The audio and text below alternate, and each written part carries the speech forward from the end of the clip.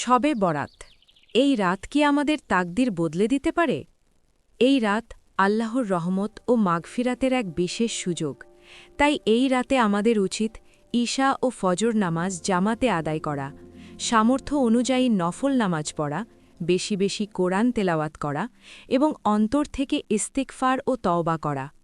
নিজের গুনাহের জন্য কান্নাকাটি করে আল্লাহর কাছে ক্ষমা চাইতে হবে এবং নিজের পরিবার, আত্মীয়স্বজন ও পুরো উম্মাহর জন্য দোয়া করতে হবে। এই রাতে সবচেয়ে গুরুত্বপূর্ণ বিষয় হল শিরক, হিংসা ও মানুষের হক নষ্ট করার মতো গুনাহ থেকে খাঁটি তওবা করা। একই সঙ্গে কিছু কাজ থেকে আমাদের অবশ্যই বিরত থাকতে হবে। শবে বরাত উপলক্ষে আতশবাজি ফোটানো, আলোকসজ্জা করা কিংবা অপচয় করা থেকে দূরে থাকতে হবে। কবরস্থানে গিয়ে নির্দিষ্ট নিয়ম বানিয়ে দলবদ্ধ হওয়া, বিশেষ কোনো নামাজ বা নির্দিষ্ট রাকাত সংখ্যা বাধ্যতামূলক মনে করা ঠিক নয়।